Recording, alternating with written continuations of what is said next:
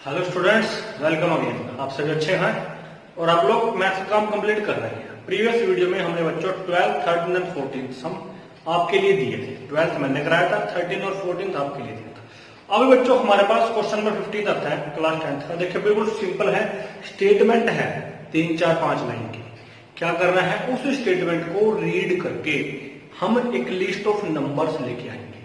फिर उस लिस्ट को चेक करेंगे कि वो ए पे बनती है या नहीं बनती है। आई एम श्योर आपके पास जो भी स्टेटमेंट आएगी वो ए पी की तरह ही बनेगी। देखिए बच्चे क्या है स्टेटमेंट, ध्यान से रीड करिए। A contract on construction job specifies A penalty for delay of completion. कोई भी कंस्ट्रक्शन का काम है, जो भी हमारी बड़ी बड़ी बिल्डिंग्स बनती है बड़े बड़े शहरों में, वहां पे ऐसा होता है, वो कॉन्ट्रैक्टर को एक पर्टिकुलर टाइम देते हैं कि भाई आपको 6 महीने तक ये बिल्डिंग या ये हमारा जो प्रोजेक्ट है वो कंप्लीट करना है। अगर उस 6 महीने के बाद वो देर करते हैं तो उन पे पेनल्टी लगती है बच्चों। हमारे यहाँ नहीं है, वो अच्छे अच्छे शहर जो हमारे बड़े बड़े शहर है बिल्डिंग्स बनाते हैं वहां है जो भी कॉन्ट्रैक्टर होते हैं। तो उस टाइप का सम है ये। किसी भी कंस्ट्रक्शन वर्क में एक पर्टिकुलर टाइम ड्यूरेशन के बाद जो भी डिले होगा डे आफ्टर डे, तो पेनल्टी है। कितनी कितनी है बच्चों? Delay of completion beyond a certain date, एक पर्टिकुलर डेट है उसके बाद जितने दिन डिले होगा उसके अकॉर्डिंग पेनल्टी लगेगी। एज फॉलोज, पेनल्टी कैसे बच्चों? ₹200 फॉर द फर्स्ट डे, एक पर्टिकुलर डेट के बाद पहला दिन जो जाएगा 200 रुपए पेनल्टी के हैं। 250 rupees for the second day, next day 250 rupees है। फर्स्ट डे तो 200 रुपए, उसके बाद 250 रुपए, फिर 300 रुपए, फिर 350 रुपए, ऐसे करते करते मतलब कि 50-50 रुपए ऐड होते जा रहे हैं। 50 रुपीज हर एक डे के बाद ऐड हो रहे हैं। ₹300 for the third day etcetera. The penalty for the each succeeding day, जो दिन आते रहेंगे हर एक दिन, being ₹50 more than for the preceding day, पिछले दिन से 50 रुपए ज्यादा है। वही बात बच्चों, पहले दिन 200 है तो उसमें 50 ऐड कर दो, 250 हो गए। तीसरे दिन 250 में 200, उसमें फिर 50 ऐड कर दो, 300 हो गए। ऐसे करते करते जाते हैं। तो इसमें क्या पूछ रहे हैं, how much money the contractor has to pay as penalty, contractor को कुल कितने पैसे, टोटल कितने पैसे पेनल्टी के फॉर्म में देने पड़ेंगे। If he has delayed the work by 30 days, अगर वो पूरे वर्क को 30 दिन तक डिले करता है, एक पर्टिकुलर डेट के बाद 30 दिन देर करता है, तो टोटल अमाउंट कितनी पे करनी पड़ेगी।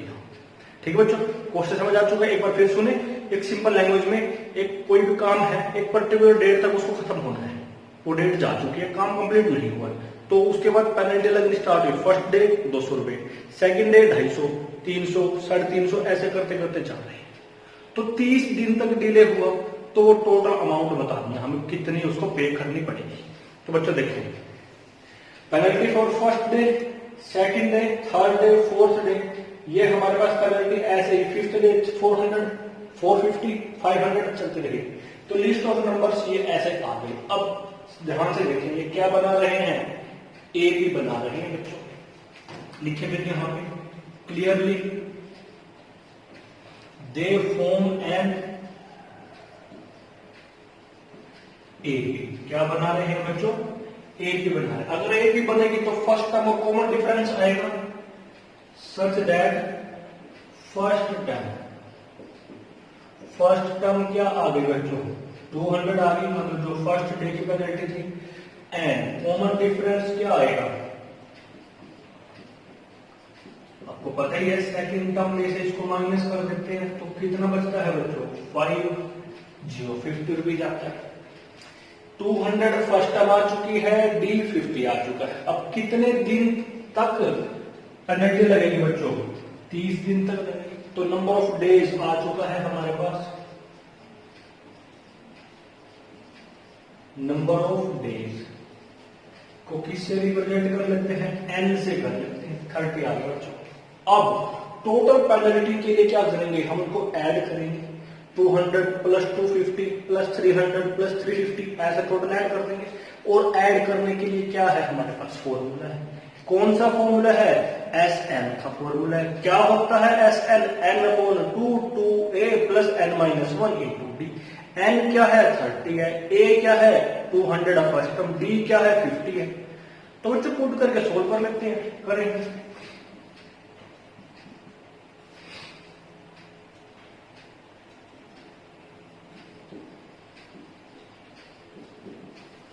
Amount of money contractor has to पे।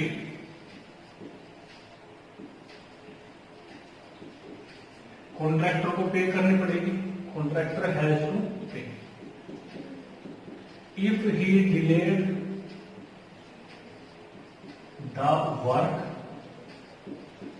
Bye 30 days. कि भाई वो क्या आएगा? 30 दिन तक उसने काम को डिले किया, तो कितने रुपए देने पड़ेंगे उसको? सभी को ऐड कर देंगे हम। कितना आ जाएगा? 200 प्लस 250 प्लस 300, ऐसे करते करते कहां तक आएगा? Up to 30 terms. और इसको बच्चों हम क्या लिख लेते हैं? S30 लिख लेते हैं। अब फॉर्मूला है हमारे पास n upon 2 means 30 upon 2a। a means a क्या है हमारे पास? First term. और d कितना है हमारे पास? 30। पुट कर दो बच्चों। प्लस n तो 30 है, d 50 है बच्चों। इसको सोल्व कर लो। 2 1 जा 2 1 जा एंड 5 जा, कितना आ गया? That is 15 429 into 15।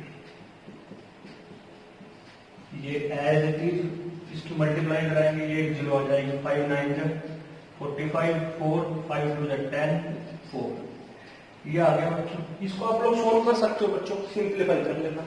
फिर लास्ट में जाके क्या लिख दोगे? 10 लगा के लिख दोगे इतने रुपए पे करने पड़े। सिंप्लीफाई। बट बच्चों इतनी बड़ी स्टेटमेंट थी, बहुत आसान। क्या करना है? उसको आसानी से 3-4 बार रीड करके सिंपल लैंग्वेज में कन्वर्ट करो कि आपके वो स्टेटमेंट जो बोल रहा है माइंड में है या नहीं है। जब तक आप पूरी स्टेटमेंट को बिना स्टेटमेंट देखे आपके दिमाग में नहीं आती, तब तक उसको रीड करें, चाहे वो 3 बार हो चाहे वो 4 बार हो। जब पूरी स्टेटमेंट आपके माइंड में होगी तो बच्चों ये ध्यान रखना 50% क्वेश्चन हो जाता है। 50% क्वेश्चन हो जाता है। ठीक है बच्चों, कर लेते।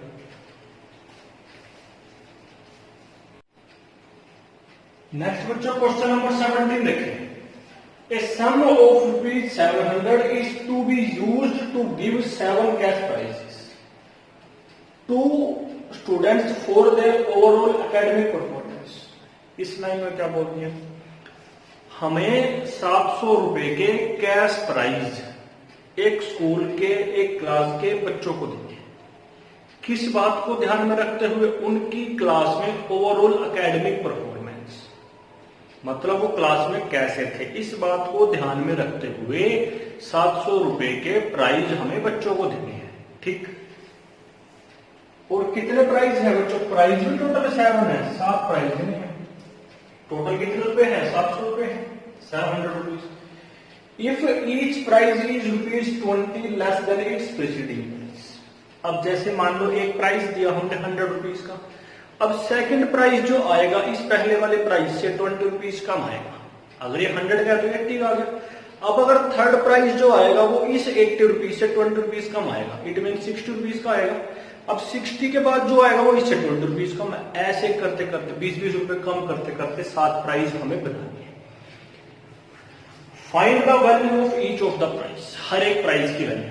अब बच्चों स्टेटमेंट समझ आ चुकी है, जिनको नहीं आई है सिंपल वे में मैं फिर बताता हूँ। टोटल मनी मेरे पास कितनी है? 700 रुपए है। कितने प्राइस देने हैं? 7 प्राइस देने हैं। कैसे देने हैं? एक प्राइस जो ये आ गया, सेकंड इसके बाद जो प्राइस आएगा इससे 20 रुपए कम है, कर देंगे। ये जो आ गया, अब थर्ड प्राइस इससे 20 रुपए कम है, -20 कर देंगे। फोर्थ इससे 20 रुपए कम है। अब बच्चों स्टेटमेंट समझ आ चुकी है। अब देखते हैं क्या है। अगर मेरे को फर्स्ट प्राइस पता लग जाए तो उसमें से 20 माइनस करके सेकंड में से 20 माइनस करके थर्ड में से 20 माइनस करके फोर्थ, ऐसे आएगा। तो बच्चों बस यही बात ध्यान रखनी है। हम क्या करते हैं? फर्स्ट प्राइस को लेट कर लेते हैं। Let value of first price first price की वैल्यू कितनी ऐड कर लेते हैं बच्चों हम, x रुपए ऐड कर लेते हैं। अब सेकंड निकाल सकते हैं कैसे, 20 minus, then value of second price, second price के लिए 20 माइनस कर दो। फिर बच्चों क्या है, वैल्यू ऑफ थर्ड प्राइस, इसमें से 20 माइनस करेंगे तो बच्चों कितना बन जाएगा, x minus 40। Value of fourth price, ये कितना बनेगा, x minus 60। Value of fifth price, अब बताओ कितना बनेगा, x minus 80। Value of sixth price बच्चों बोलो x माइनस 100। और लास्ट प्राइस क्या बनेगा बच्चों, सेवंथ प्राइस जो है, क्योंकि टोटल 7 ही देने हैं, x माइनस 120। ये बात क्लियर है, जिनको ये बात क्लियर है सम खत्म। एक में से 20 माइनस करो दूसरा, उसमें से 20 माइनस करो तीसरा, ऐसे करते करते प्राइस हमें सारे बनाने साथ। कहां से, x माइनस 20, x माइनस 40, 60 करते करते 120 तक आ गए। अब मेरे पास टोटल अमाउंट कितनी थी, 700 रुपीज ही थी, वो ही मैंने प्राइस की फॉर्म में डिस्ट्रीब्यूट कर देनी है। तो अगर जो मैंने प्राइस दिए उनको मैं टोटल करूंगा तो कितना आएगा, 700 ही आएगा, क्योंकि 700 रुपए से एक्स्ट्रा है ही मेरे पास। तो क्या करते हैं, इन टोटल अमाउंट को 700 बिल्कुल रख देते हैं बस। तो अब बच्चों क्या है हमारे पास, ATQ टोटल मनी कितनी है बच्चों अपने पास, 700 रुपीज।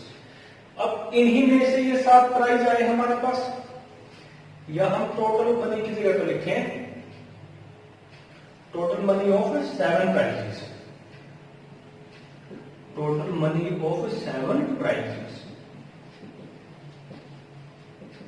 700 आएगा बच्चों। अब टोटल हम कर सकते हैं, क्या आएगा, x plus x minus 20 plus x minus 40 plus x minus 60, x minus 80 plus x minus 100 plus x minus 120। कितना आ गया बच्चों, 700 आ गया। क्या इसको सम नहीं कर सकते, कर सकते हैं। x plus x plus x कितना टाइम्स है, 1 2 3 4 5 6 7 टाइम्स है, तो बच्चों ये 7x हो गया। अब ये माइनस 20 माइनस 40 माइनस 60, इनको हम ऐड कर लेंगे, साइन तो माइनस ही आएगा, हमें पता है। तो बच्चों क्या करेंगे, ये हम देखें क्या बनेगा, 120 प्लस 80 200, 200 प्लस 100 300, 300 प्लस 100 400, 400 प्लस 20 420। तो बच्चों ये आ गया। अब क्या करेंगे, इसको माइनस 10 ले आते हैं बाहर, ये आ गया बच्चों। 420 को उठा के कहां शिफ्ट करते हैं, राइट हैंड साइड में, साइन चेंज हो जाएगा बच्चों, ये बन गया। तो यहां से ऐड अप करेंगे तो कितना आएगा, ये आएगा बच्चों, x कितना आ गया, 1120.7। क्या कैंसल आउट होता है, होगा, करते हैं, देखिए 7 बन जा 7, 7 बन जा 7, ठीक बच्चों। 11/7 4 बच गया, 4 बच गया, ऊपर से आ गया 2 42, 7 6 जा 42 और ये 0 0। तो बच्चों x कितना आ गया, 160 आ गया हमारे पास। x क्या था, फर्स्ट प्राइस, 20 माइनस करेंगे सेकंड, फिर ऐसे करते करते सारे निकालेंगे, आसान है। एक बार फिर स्टेटमेंट होती है, 700 रुपए थे, 7 अलग अलग जगह बांट देने हैं। कैसे बांटते हैं, पहला जो भी अमाउंट आएगा, सेकंड उससे 20 रुपीज कम, फिर 20 रुपीज कम, फिर 20 रुपीज कम, ऐसे करते करते 7 है, बने तो 700 में से ही है। तो बस इसीलिए हमने सम किया और सोल्व करके x आ गया। फिर इसके बाद बच्चों क्या आ जाएगा, लिख देना है हमने यहाँ पे 10 वैल्यू ऑफ फर्स्ट प्राइस कितनी आई, 160 रुपीज आ गई। फिर बच्चों वैल्यू ऑफ सेकंड कितनी आएगी, 20 माइनस कर देंगे 140। वैल्यू ऑफ थर्ड फिर 20 माइनस करेंगे value of fourth 20 minus value of fifth, again 20 minus value of sixth, फिर 20 माइनस वैल्यू ऑफ सेवंथ, फिर 20 माइनस। बच्चों क्या आ गया? 40 रुपीज तक चाहिए। आंसर की ऑन द स्पॉट वेरिफिकेशन करें, टोटल कर लो 700 आना चाहिए, क्योंकि अमाउंट ही 700 अपने पास, कर ले यही कर लेते हैं। क्वेश्चन आपका यहाँ खत्म हो चुका है। अपने आंसर की वेरिफिकेशन के लिए, अपने मन में आप खुद को सेटिस्फैक्शन देने के लिए, क्या सही है गलत है देख लें, कर लेते हैं। 0 तो आ गई, 4 + 6 10 + 8 18 + 2 20 + 10 30, कैरी फॉरवर्ड 3 3 4 5 6 7। तो बच्चों कितना हो गया? 700 आ गया। सिंपल।